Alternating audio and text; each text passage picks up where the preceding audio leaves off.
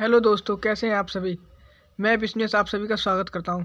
दोस्तों, ये यूपीएससी की प्रीलिम प्रैक्टिस सीरीज है। दृष्टि आईएएस की है। यह इतिहास की प्रीलिम प्रैक्टिस सीरीज है, जिसका ये पहला पार्ट है। ये आपके सामने है। ये पार्ट कौन सा है? प्राचीन भारतीय इतिहास के स्रोत एवं प्रागैतिहासिक काल।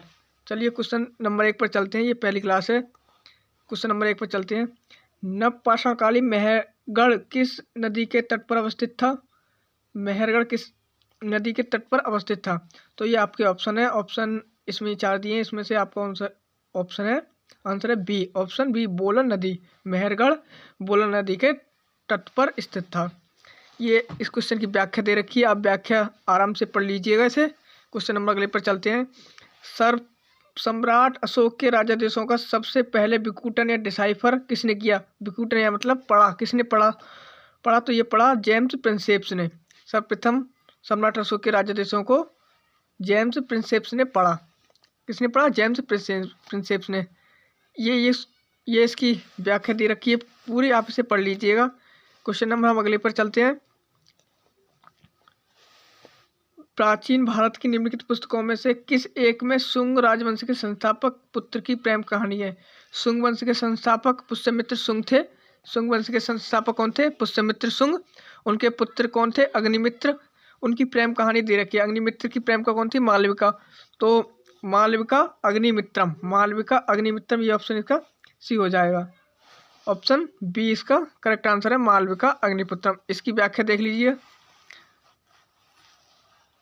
ये इस क्वेश्चन की व्याख्या दे रखी है पूरी, आप इसे आराम से पढ़ लीजिएगा। इसमें कालिदास की ये कृतियाँ भी दे रखी हैं। मालविका अग्निपुत्रम ये है, ये किसकी कृति है? कालिदास की कृति है। क्वेश्चन नंबर अगले पर चलते हैं। पुरातात्विक अवशेषों के अध्ययन के संदर्भ में निम्नलिखित कथनों में कौन सा कथन असत्य है? इसे आपको भली बात याद देखना है। क्वेश्चन में यहाँ असत्य लिखा है या सत्य, आपको ये आराम से देखना है। तो पुरातात्विक अवशेषों के अध्ययन के बारे में कौन सा कथन असत्य है? तो ये ऑप्शन ए है, आर्कियोलॉजी प्राचीन काल के लोगों के भौतिक जीवन के बारे में जानकारी देता है। एकदम सही बात है। ऑप्शन बी है, सिक्कों का अध्ययन मुद्रा शास्त्र कहलाता है। ये भी एकदम सही बात है। ऑप्शन सी है, प्राचीन भारत में कागज की मुद्रा का चलन था। ये गलत बात है। प्राचीन भारत में कागज की मुद्रा का चलन नहीं था। और ऑप्शन डी है, रेडियो कार्बन जैविक पदार्थों के काल निर्धारण की विधि है। हाँ, एकदम सही बात है। कार्बन डेटिंग या कार्बन 14 से जैविक पदार्थों का काल निर्धारण होता है। ये इस क्वेश्चन की पूरी व्याख्या दे रखी है। आप इसे आराम से पढ़ लीजिएगा। इतनी व्याख्या आराम से पढ़िए तो आपको और अच्छे से समझ में आ जाएगा। हम क्वेश्चन नंबर 1 पर चलते हैं। क्वेश्चन नंबर अगला है, अभिलेखों के प्रकार के संदर्भ में निम्नलिखित कथनों में कौन सा या कौन से कथन सही है? 3 ऑप्शन दे रखे हैं इसमें से कौन सा सही है? सही ऑप्शन चुनना है। ऑप्शन ए एक है, सम्राट अशोक के अभिलेखों में जनता और अधिकारियों के लिए राज्यादेश जारी किए गए थे। तो ये भी एकदम सही बात है। हाँ, जारी किए गए थे राज्यादेश। ऑप्शन 2 है, बौद्ध जैन वैष्णव संप्रदायों के अनुष्ठानिक अभिलेख बनवाए गए थे। ये भी एकदम सही बात है। और ऑप्शन 3 है, प्रयाग प्रशस्ति राजाओं की गुण और कीर्तियों की प्रशंसा के लिए अभिलेखों का उदाहरण है। ये भी एकदम सही बात है। प्रयाग प्रशस्ति जो है राजाओं की गुण और कीर्तियों का प्रशंसा के अभिलेखों का उदाहरण है। एकदम सही बात है। इसमें तीनों ऑप्शन सही हो जाएंगे। चलिए अगले क्वेश्चन पर चलते हैं। मैं पेज टर्न कर लेता हूँ। अगला क्वेश्चन अभी ये है। अगला क्वेश्चन इसमें ये उसी वाले क्वेश्चन में ये उसके कूट दे रखे हैं। कूट में 1 और 2 तीनों बिल्कुल सही हो जाएंगे। इसकी ये पिछले वाले क्वेश्चन की ये व्याख्या है। आप इसे आराम से पढ़ लीजिएगा। क्वेश्चन नंबर अगले पर चलते हैं। 6वां क्वेश्चन है, निम्नलिखित को सुमेलित कीजिए। लेखक है, इनकी पुस्तक है। ये मैंने सुमेलित कर दिया है। ये आप आराम से इन्हें पढ़ लीजिएगा। वो A.L. बॉसम, इनकी कौन सी रचना है? इनकी पुस्तक है वंडर दैट वाज इंडिया। और D.D. कौशाम्बी, इनकी पुस्तक है an introduction to the study of Indian history. और राजेंद्र लाल मित्र की कौन सी है? इंडो आर्यंस राजेंद्र लाल मित्र की पुस्तक है। और K.A. नीलकंठ शास्त्री की कौन सी पुस्तक है? तो इनकी है ए हिस्ट्री ऑफ एशियंट इंडिया, ये इनकी पुस्तक है। तो इसमें कौन सा आ जाएगा? पहले का बी पहले का दूसरा, बी का तीसरा, तो पहले का दूसरा, बी का तीसरा, तो इसमें ये ऑप्शन बिल्कुल सही हो जाएगा। ये इसकी व्याख्या देखिए यहाँ पे मिलान है, आपने एक बार फिर पढ़ लीजिए, आपको अच्छी तरीके से समझ आ जाएगा। क्वेश्चन नंबर अगला है, दक्षिण भारत और पूर्वी भारत के भौतिक अवशेषों के संदर्भ में निम्नलिखित कथनों पर विचार कीजिए। दक्षिण भारत और भौतिक भारत के संदर्भ में, तो दक्षिण भारत में ईंटों का विहार बड़ी संख्या में बनाए गए थे। पूर्वी भारत में पत्थरों के मंदिर अवशेष विशेष आकर्षण के केंद्र थे। विशेष आकर्षण के केंद्र थे। विशेष आकर्षण के केंद्र थे।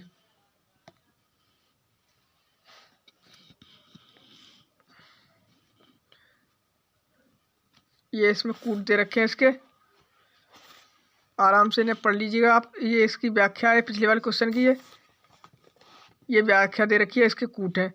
तो इसमें ऑप्शन डी सही है, ना तो एक और ना ही दो, दोनों गलत हैं। वे पिछले वाले क्वेश्चन दोनों गलत हैं।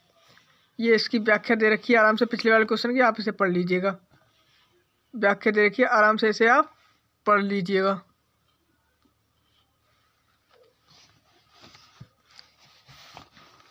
क्वेश्चन नंबर अगला है, निम्नलिखित में किसे महापाषाण मेगालिथ कहा जाता है? निम्नलिखित में किसे महापाषाण या मेगालिथ कहा जाता है? तो किसे कहा जाता है? कब्र को। कब्र को महापाषाण या मेगालिथ कहा जाता है। ये इसकी व्याख्या दे रखी है, आराम से पढ़ लीजिएगा। क्वेश्चन नंबर 9 है, संस्कृत व्याकरण अष्टाध्यायी के रचयिता निम्नलिखित में कौन है? संस्कृत व्याकरण अष्टाध्यायी के लेखक कौन है? तो ये है पाणिनि। अष्टाध्यायी 8 अध्यायों वाली पाणिनि द्वारा 6वीं से 5वीं शताब्दी ईसा पूर्व में रचित संस्कृत व्याकरण का एक प्राचीन ग्रंथ है। ये इसका ऑप्शन नंबर बी राइट हो जाएगा। क्वेश्चन नंबर 10वां है, भारतीय इतिहास के साहित्यिक स्रोतों के संदर्भ में निम्नलिखित कथनों में कौन से कथन सही हैं? भारतीय इतिहास के साहित्यिक स्रोतों के संदर्भ में, भारतीय इतिहास के जो साहित्यिक स्रोत हैं, आपने पढ़ा होगा इसकी थ्योरी। साहित्यिक स्रोत कौन कौन से हैं, उनमें कौन सा कथन सही है? कथन 1 है, जातक कथाएं बुद्धकालीन राजनीतिक घटनाओं की जानकारी देती हैं। जातक कथाएं बुद्धकालीन राजनीतिक घटनाओं की जानकारी देती हैं। और दूसरा है, कौटिल्य द्वारा रचित अर्थशास्त्र एक मुख्य आर्थिक ग्रंथ है। ये गलत बात है। ये कौटिल्य द्वारा रचित अर्थशास्त्र एक आर्थिक ग्रंथ नहीं है, ये एक राजनीतिक ग्रंथ है। ये आपको भी पता होगा आराम से। और ऑप्शन 3 है इसका, कालिदास की रचनाओं में गुप्तकालीन उत्तरी और मध्य भारत के सामाजिक जीवन की जानकारी मिलती है। कालिदास की रचनाओं से गुप्तकालीन उत्तरी और मध्य भारत के सामाजिक जीवन की जानकारी मिलती है। ये भी सही है और ये भी सही है। तो इसके कूट दे रखे हैं, निम्नलिखित में कौन सा सही है? तो 1 और 3 सही है, तो ऑप्शन इसका सी सही हो जाएगा। यहाँ पर भी आंसर इसका ऑप्शन सी दे रखा है। ये इसकी व्याख्या है, आप इसे व्याख्या पूरी पढ़ लीजिएगा। आपको व्याख्या समझ में आ रही होगी, आराम से पढ़ लीजिएगा देखकर। अगर मैं पढ़ूंगा तो आपको बहुत देर हो जाएगी, वीडियो भी लंबी हो जाएगी, जिससे आपको देखने में अच्छा नहीं लगेगा। आप आराम से पढ़ लीजिएगा। पिछले वाले क्वेश्चन की जो व्याख्या कुछ अधूरी रह गई, वो यहाँ पर भी है और पीछे भी थी। आप आराम से पढ़ लीजिएगा, व्याख्या से आपको पूरा क्वेश्चन कंप्लीट ही समझ आ जाएगा। अगला क्वेश्चन 11 है, अभिलेख के संदर्भ में, देखो यहाँ पे ये क्या दे रखा है, अभिलेख के संदर्भ में कथनों पर विचार कीजिए। इसके ये 2 कथन है, इसमें पूछा है सत्य कौन सा है। यहाँ पे हमें विशेष ध्यान देना है कि यहाँ पे सत्य है असत्य है, यहाँ से हम क्वेश्चन को गलत कर सकते हैं, इसलिए हमें देखना है। ये इसका कूट 1 है, इनका अध्ययन पुरालिपि शास्त्र पैलियोग्राफी कहलाता है। पैलियोग्राफी कहलाता है। और दूसरा है, ऑप्शन दूसरा है इसका, अभिलेख और प्राचीन दस्तावेजों की तिथि का अध्ययन पुरालेख शास्त्र पुरालेख विद्या एपिग्राफी कहलाता है। तो इसका ऑप्शन 2 सही हो जाएगा, 1 गलत हो जाएगा। तो इसका ऑप्शन 2 कौन से में, पुरालेख विधि नहीं, ये पुरालेख एपिग्राफी दे रखा है, ये भी इसका गलत हो जाएगा। तो इसमें सत्य है तो ना तो 1 और ना ही 2, दोनों सत्य नहीं है इसके। तो ये इसकी व्याख्या दे रखी है। अभिलेख का अध्ययन पुरालेख शास्त्र एपिग्राफी कहलाता है, और अभिलेख और पुराने दस्तावेजों के प्राचीन तिथि के अध्ययन को पुरालिपि शास्त्र या पैलियोग्राफी कहते हैं। ये सही है। ये इसका उल्टा दे रखा है, इसलिए ये दोनों गलत हो जाएंगे। क्वेश्चन नंबर 12 है प्राचीन भारत के इतिहास में। यहाँ पर हमें ध्यान से देखना है, प्राचीन भारत के संदर्भ में निम्नलिखित कथनों में से कौन सा कथन असत्य है। इन चार में से एक कथन असत्य है, एक कथन असत्य है, उसे हमें चुनना है। कौन सा कथन असत्य है? देखो 4 ऑप्शन दिए रखे हैं, उसमें से एक असत्य है। आपको चलो देखते हैं कौन सा कथन असत्य है। प्राचीन काल में प्राकृतिक भाषा देश भर की संपर्क भाषा लिंगुआ फ्रैंका का काम करती थी। एकदम सही बात है। प्राकृतिक भाषा जो थी वो संपर्क भाषा यानी कि बोलचाल की भाषा थी। लिंगुआ या फ्रैंका का काम करती थी। संपर्क भाषा बोलचाल की भाषा बोलते हैं, वो प्राकृतिक ही थी प्राचीन में। और प्राचीन काल के 2 महाकाव्य रामायण और महाभारत की रचना मूल संस्कृत भाषा में हुई है। ये भी सही है। सम्राट अशोक के शिलालेख केवल प्राकृतिक भाषा और ब्राह्मी लिपि में थे। ये आपको पता था। सम्राट अशोक के अभिलेख प्राकृतिक भाषा में ब्राह्मी लिपि में भी थे, लेकिन अन्य भाषा में भी थे। तो ये इसका ये ऑप्शन गलत हो जाएगा। हमारे देश का नाम इंडिया अरबी और फारसी भाषाओं में हिंद नाम से विदित है। इंडिया जो है अरबी और फारसी भाषा के हिंद नाम से विदित है। एकदम सही बात है कि हिंद से ही इंडिया नाम पड़ा है। इसकी व्याख्या देख लीजिएगा अब आराम से। इसकी व्याख्या दे रखी है पूरी। देखो इसमें भी ऑप्शन सी दे रखा है, तो हमारा ऑप्शन सी असत्य है। यहाँ पर हमें गौर विशेष ज्ञान देना है। असत्य लिखा है, असत्य लिखा है। क्वेश्चन नंबर अगले पे चलते हैं। 13 क्वेश्चन नंबर है भारतीय इतिहास के साहित्यिक स्रोतों के संदर्भ में निम्नलिखित कथनों पर विचार कीजिए। भारतीय इतिहास के साहित्यिक स्रोत इसके 3 कूट दे रखे हैं। प्राचीन भारत में पांडुलिपियां प्राकृत भाषा में मेष चर्म तथा काष्ठ फलकों पर लिखी जाती थी। मेष चर्म तथा काष्ठ फलकों पर लिखी जाती, गलत बात है। प्राचीन भारत की पांडुलिपियां मेष चर्म और काष्ठ फलकों पर नहीं लिखी जाती हैं। काष्ठ फलक मतलब काठ पर। और ये ऑप्शन इसका दूसरा है वेदांग की रचना वैदिक मूल ग्रंथ का अर्थ समझने के लिए की गई थी। वेदांग की रचना वैदिक मूल ग्रंथ का अर्थ समझने के लिए की गई है। आपको पता होगा आराम से, अगर आपने पढ़ा है कि वेदांग की रचना सरल भाषा के लिए वैदिक के मूल मंत्र थे उसको समझने के लिए की गई, तो इसके लिए ये भी सही हो जाएगा। और ये व्याकरण कूटती ने व्याकरण की रचना पाणिनि के द्वारा की गई थी। जो व्याकरण है, व्याकरण की रचना पाणिनि के द्वारा ही की गई थी। ये आपको भी पता होगा।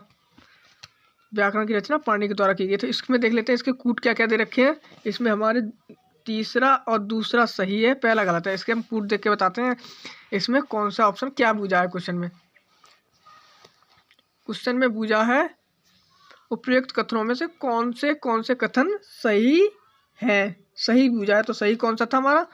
2 और 3 सही था। 2 और 3, तो केवल 2 और 3 सही है। ये इसकी पूरी व्याख्या दे रखी है। व्याख्या है इतनी, आप आराम से पढ़ लीजिएगा, एक एक करके आराम से पढ़ लीजिएगा, आपको आराम से दिखाई दे जाएगा। ठीक है, अगले क्वेश्चन में चलते हैं। अगर मैं पढ़ूँ तो बहुत लंबी वीडियो हो जाएगी, और आपको अगर आप अपने आप से पढ़ेंगे तो बहुत अच्छे से समझ आएगा। यह है क्वेश्चन नंबर 14। निम्नलिखित में से वैदिक साहित्य का सही क्रम कौन सा है? वैदिक साहित्य का सही क्रम कौन सा है? वैदिक साहित्य के 4 ऑप्शन दिए रखे हैं। वैदिक साहित्य का सही क्रम कौन सा है? तो वैदिक संहिता, आरण्यक, ब्राह्मण या उपनिषद। ये भी गलत हो जाएगा। ये वैदिक संहिता, ब्राह्मण, उसके बाद आरण्यक, फिर उपनिषद, ये सही हो जाएगा। इसमें भी ऑप्शन बी दे रखा है, ये इसका क्रम है। आप इसे और एक बार अच्छे से पढ़ लीजिएगा और अपने ध्यान से देख लीजिएगा। क्वेश्चन नंबर अगले पर चलते हैं।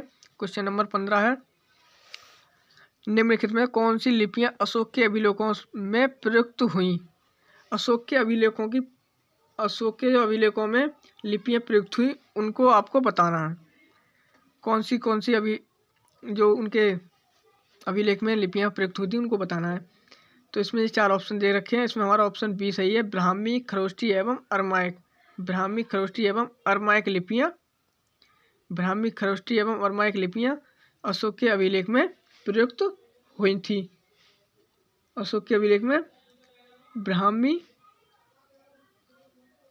लिपि, खरोष्टी लिपि एवं अरमाइक लिपि प्रयोग हुई थी। ऑप्शन इसमें भी बी सही है। ये इसकी व्याख्या दे रखी है। और अगला क्वेश्चन है क्वेश्चन नंबर 16 है। इसमें दे रखा है भारतीय इतिहास के विदेशी विवरणों, भारतीय इतिहास के विदेशी विवरणों के संदर्भ में निम्नलिखित में कौन सा कथन असत्य है। इसमें भी असत्य पूछा है, तो ये 4 ऑप्शन देख रखे हैं, इसमें से कौन सा असत्य है। सांद्रोकोस्तम नाम चंद्रगुप्त मौर्य के लिए प्रयुक्त किया जाता है। मेगास्थनीज अशोक के दरबार में दूत बनकर आया था। मेगास्थनीज, ये वाला क्वेश्चन एकदम गलत हो जाएगा, ये आपको ही पता था। मेगास्थनीज अशोक के दरबार में नहीं आया था। हैंसोंग हर्षवर्धन के काल में आया था, ये भी सही है। फाहियान और हैंसोंग बौद्ध धर्म का अध्ययन करने के लिए भारत आए थे, तो इसमें कौन सा ऑप्शन नंबर बी गलत हो जाएगा। चलिए क्वेश्चन नंबर अगले पर चलते हैं।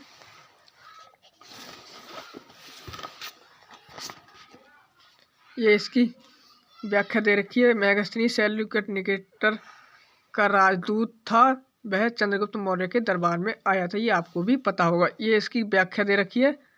अशोक के दरबार में नहीं, चंद्रगुप्त मौर्य के दरबार में आया था, ये आप इसकी व्याख्या दे रखी है। आप पढ़ लीजिएगा, इसे आपको आराम से दिख रही है। क्वेश्चन नंबर अगले पर चलते हैं। सूची फर्स्ट को सूची सेकंड से के साथ सुमेलित कीजिए और नीचे दिए गए कूट का प्रयोग एवं सही उत्तर चुनिए। ये लेखक हैं, ये इनकी रचना है, इन्हें आपको आराम से मिलाना है। नीचे इनके कूट दे रखे हैं, चलिए देखते हैं। मेगास्थनीज की कौन सी पुस्तक है, तो इनकी पुस्तक है इंडिका थी, ये आपको भी पता होगा। टॉलमी की कौन सी पुस्तक थी, टॉलमी की पुस्तक थी जियोग्राफी। प्लिनी की कौन सी पुस्तक है, ये आपको पता है, नेचुरल हिस्टोरिका। और हैंसोंग की सुई की पुस्तक थी, ये आपको भी पता है, इनकी रचनाएं थी। चलिए कौन सा कूट एकदम सही है, ये आराम से देख लेते हैं। कौन सा कूट एकदम सही है, तो ए पे 3 एक में ही दे रखा है, सी में, तो ऑप्शन सी सही हो जाएगा। ये इसकी व्याख्या है पूरी, आराम से मिलाना है, आप इन्हें और देख लीजिएगा।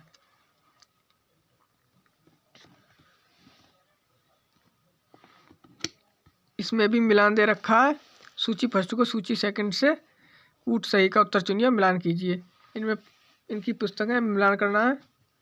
बाणभट्ट हर्षचरित किसकी पुस्तक है, बाणभट्ट की पुस्तक कौन सी है, हर्षचरित। और बिल्हण की पुस्तक कौन सी है, विक्रमादेव चरित्र। और अतुल की पुस्तक कौन सी है, अतुल की पुस्तक है मूसिक वंश किसकी है, अतुल की। संध्याकर नंदी की कौन सी पुस्तक है, रामचरित संध्याकर नंदी की पुस्तक है। ये इनके सही मिलान हो जाएगा। चलिए ये क्लास यहीं तक रखते हैं, अगला पार्ट इसका जल्दी आपको देखने को मिलेगा। अगर आप सभी सब्जेक्ट यानी कि सभी जो 6 प्रीलिम प्रैक्टिस सीरीज हैं, अगर उनकी भी वीडियो देखना चाहते हैं तो आप हमें कमेंट करके बता सकते हैं, आपको इनकी भी वीडियो मिल जाएगी जल्द ही।